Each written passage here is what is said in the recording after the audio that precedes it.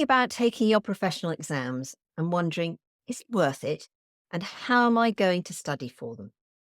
I am Sue Taylor, and you're listening to a Sitting with Sue podcast. And I'm delighted to have sitting with me Chris Boggis and Ashley Martin from Woodgate Clark, both of whom have been there, seen it, and done it. Or in Ashley's case, he's still actually doing it. So let's start off by finding out who you are and where you are on your journey. So, Chris, you go first, and then Ashley, you tell us about yourself as well. So I am Chris Boggis. I was a loss adjuster, now client relationship manager for Woodgate Clark. I've been through the CII and CILA routes, and it's actually myself that is in the process of finalising my associate for CILA at the moment.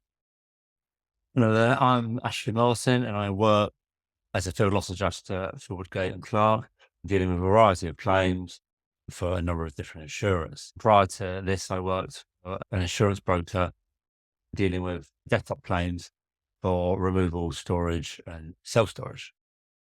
And I've also completed my ACII and I have recently completed my CILA.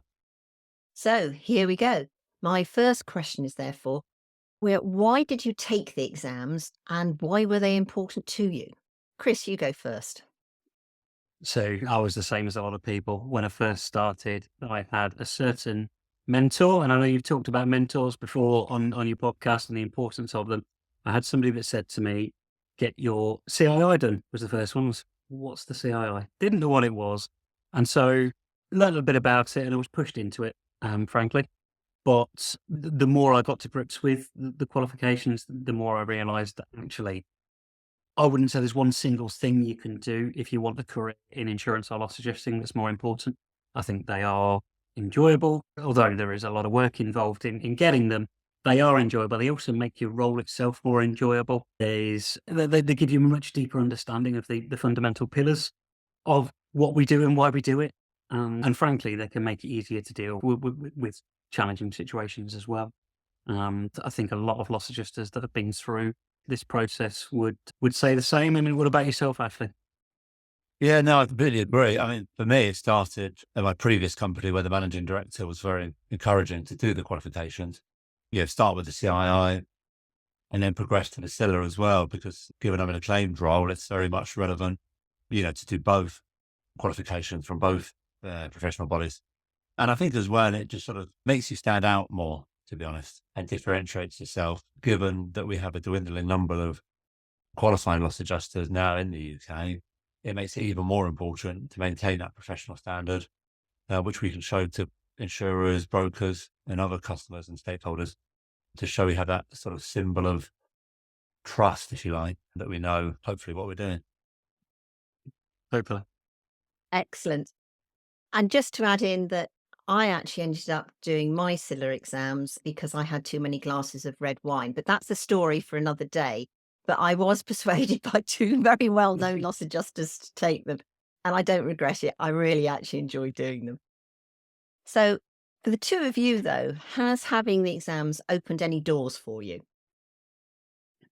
I think for me, absolutely. I'm somebody that's always been quite, at times quite focused, quite driven, but I haven't necessarily known the right steps to take. And as you say, the right doors to open or how to open them. And I look at the framework from apprenticeships that we see that we bring across a lot to general professional development as being critical. So for those that aren't familiar, you've got three key pillars of what they term essentially a rounded professional: knowledge, skills and behaviours. There's a reason knowledge is first. If you don't have the requisite knowledge, you will struggle to advance in no matter where you are, no matter what you're doing within this industry. Without that knowledge, you are going to struggle to stand on 2 feet. And the best way of getting the knowledge is the professional qualification study. You can pick up some through learning from colleagues and listening to conversations and similar, but frankly, you don't get this level of depth of understanding without the qualifications and without doing them yourself. You can only bleed so much from colleagues. Absolutely. From actually studying the qualifications, yes, I feel like it's opened doors for me. It's made it easier for me to interact with people on almost a higher level.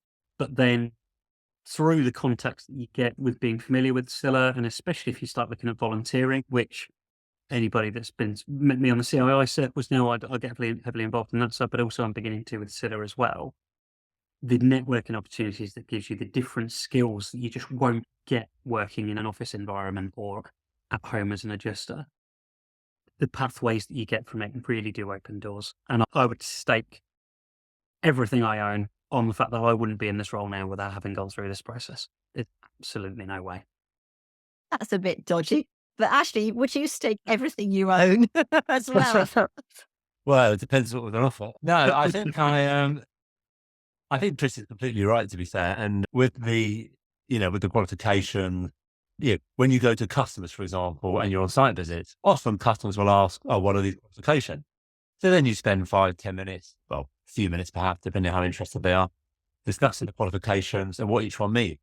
So I think people do, and by people, I mean the general public, they do, some certainly take a real interest in the qualifications and what they mean in relation to the job and the site visit you're undertaking. I mean, just to give an example from my point of view about opening doors, I was working as a desk adjuster prior to Woodgate Clark. And, having the qualification really helped to secure a role at Woodgate. And I think without them, I may not be working here now, because it just adds that extra string to your bow. And it makes it worth for someone or an employer to give you a chance and develop your practical experience alongside the qualifications.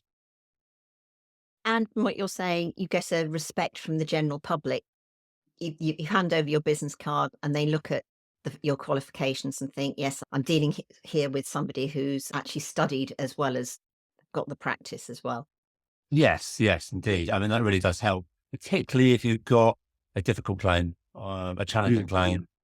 That really makes a big difference. You're out there, you're in the customer's home or business or whatever it may be. And it really does help. You would never regret doing the exams. That's really the way I'd look at it. But I mean, obviously you're juggling the day job and you're trying to study. So have you got any tips as to actually how to survive the process? So for me, I've seen both sides of it. And when I say both sides, I mean, I started my qualification journey when I was unencumbered by children. We'll put it that way, because they are an encumbrance, because they're an additional thing to juggle within your day.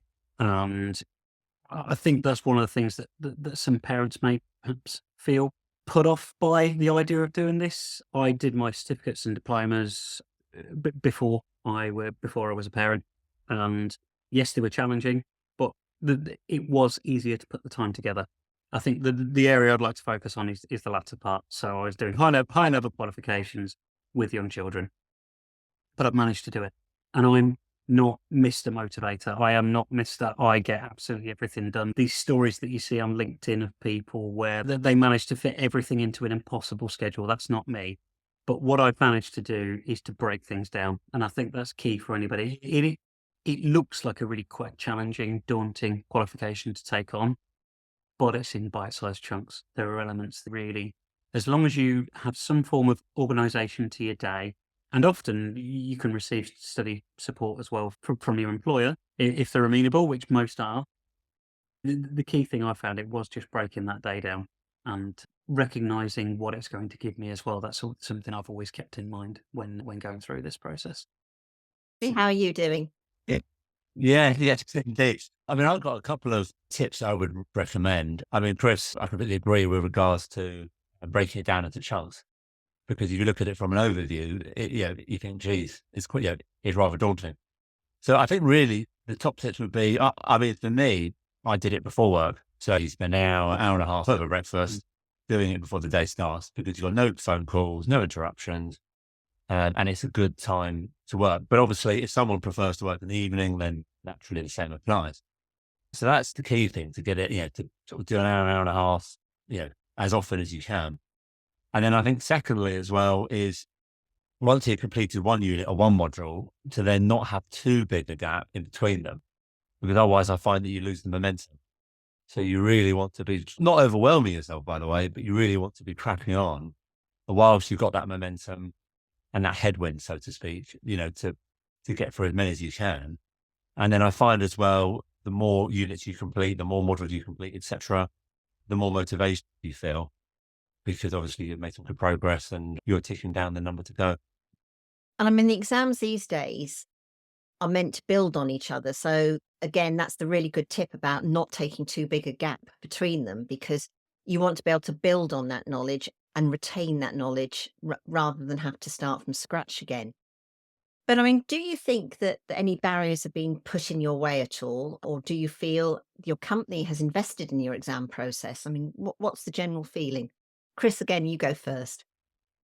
Certainly for myself, the company absolutely has. So we have dedicated study time that we can take, but also I was provided some expert advice by an excellent trainer that was organised by our company. I won't name them. It might have been sounded like Sue Naylor.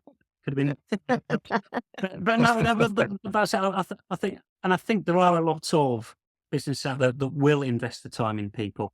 And certainly there has to be a bit of give and take with things. There's a bit of reality at times, but as long as there's commitment shown by the individual to the professional development, generally most employers in the insurance market would be supportive of professional qualification study. I think others have found barriers, and you do hear stories in other areas of the industry where it can be a struggle. All I can say for people in those situations is anything that a business does comes with what you call a cost benefit analysis. Show them that you're worth doing the qualification, and you will invariably get the support. So it's a two-way process then. You invest in Exactly. yourself and they invest in you. So it's a 50-50 to get a win-win. Precisely so. I mean, yes, everybody is going to want to advance, but equally, a business would only invest in somebody if they think it's going to be worthwhile for them as well. If we're expecting the level of support, then I would expect the employee to also put in the required effort and show that it is a worthwhile endeavour. And Ashley, do you agree with Chris, or you're going to have a fight? Well, I mean, I suppose I've come out of it. Yeah, when I first joined the brokerage about 7, 8 years ago, that was a company of 40 people tops. And often you hear that small companies don't always pay for the qualifications because they simply don't have the budgets available like the large insurers, large brokers, or large adjusting firms. But to be fair, the firm that I worked for, they paid for them. They paid for everyone to do the qualifications right up to ACII and, well, even SCII. All the employee needed to do was show commitment and show willing and interest.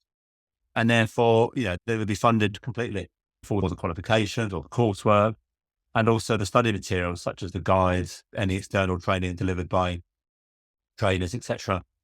So really, I personally haven't come across any firms that don't pay for it. So I'd say that probably is very much a minority.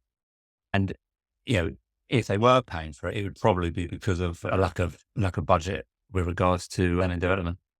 There's one thing I have found, actually. I have seen cases where, certainly in smaller businesses, there hasn't been the level of support available. There might be an appetite to provide funding for the qualifications, but some people need extra support when actually going through the process. So the sort of thing we talked about with Sue there, do not forget, if you don't have the level of support within your business because they're small or they're perhaps not as invested as some, there are other resources for yourself. So have a look at the CILA website, have a look at the CII website, depending on which qualification you're looking at doing. There are resources out there. Don't forget CII local institutes as well. They can put you in touch with people that could really help you. There are options out there. You just need to explore them.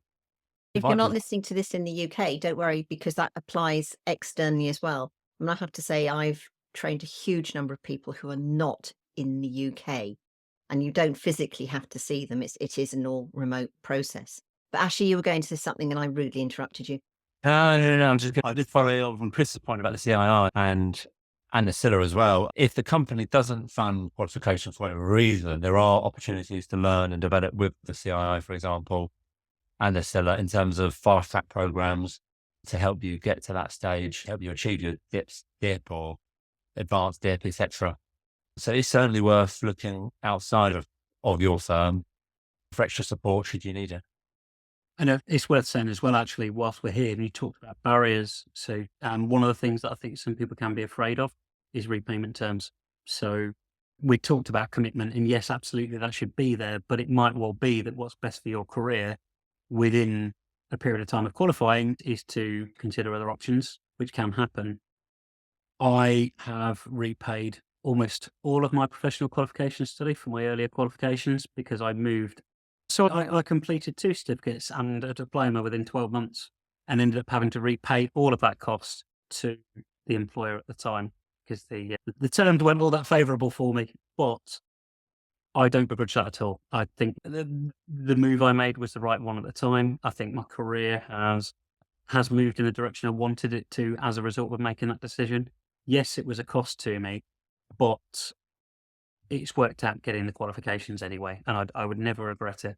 But the one thing I do regret is not speaking to my new employer about it because, again, it can be a conversation piece. These qualifications are well sought after. If you show your capability, it's always worth having a conversation with employers because it might well be that there's something they can do about it.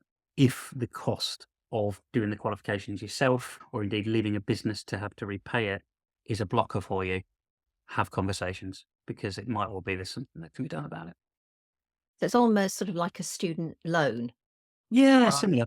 Yeah, something along those lines. So yes, don't shy away from it. Invest in yourself and ask the companies to invest in you as well. Do the double benefits. Have either of you got any more comments? Because that's been a very good conversation.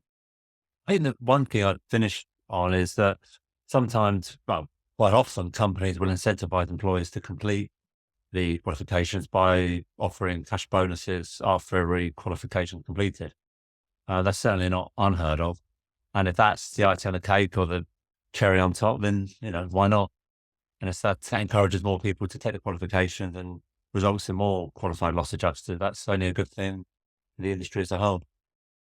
completely agree with that. And for me, I don't think I've got it across quite strongly enough just how important I think this is, how enjoyable I think the qualifications are.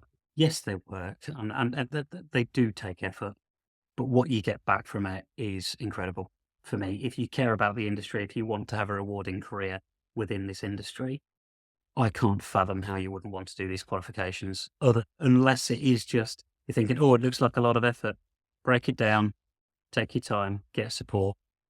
And even if you don't think you're a studious person, I think there are resources there to make this more than achievable for anybody. And yeah, get it done. Get the qualifications. I just don't understand why you wouldn't. So in summary, then take the exams. They really are important to you, and you might have a bit of fun in the process of doing them. They will impact you from the point of view you're going to have to do a bit of juggling, but it's absolutely perfectly possible. Just work out a plan. And both you as the individual and the companies need to invest in those qualifications so that you get the best outcomes for everybody. So I think I've summarised that more or less. You've been listening to a Sitting with Sue Insurance Questions Answered podcast, and I hope you found it informative. I have. Check out my website at www.suetaylor.co.uk for other podcasts available, including my Exam Hints and Tips, which is a Sue and Ted podcast. And you can always subscribe to learn about new ones in the pipeline.